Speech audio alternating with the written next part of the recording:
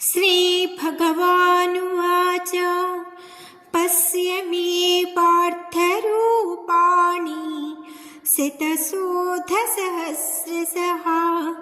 नानाविधानि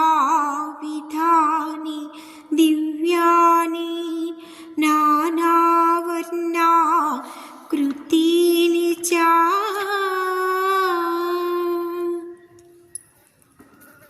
కావున అతడు వారించుట గుడ్డివారు సూర్యుడు లేడని వాదించుట వల్లనే అగును. కాబట్టి భగవద్ దర్శనమునకు దైవానుభూతికి జ్ఞాననేత్రమును దివ్య దృష్టిని సంపాదించవలెను. అయితే అది ఎట్లు లభించును? భగవత్ కరుణచే.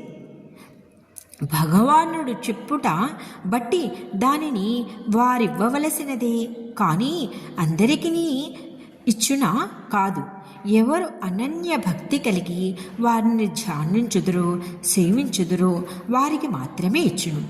అర్జునుడు అట్టి అర్హతను సంపాదించుకును కనుక అతనికి లభించినది. అట్లే ఎవరైనానో సరియే అట్టి భక్తి ప్రపత్తులు కలిగిన ప్రీతితో సేవించినచో ధ్యానించినచో వారికి భగవంతుడు ఈ జ్ఞాననేత్రాన్ని ఇస్తే అస్సలు కష్టం అనేదే ఉండదు.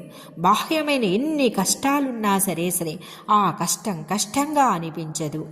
మనస్సుకు ప్రశాంతతతో ఆత్మానందాన్ని అనుభవిస్తాడు ఆ భక్తుడు. భగవంతుడు అట్లాంటి వరాన్ని ఇస్తాడు.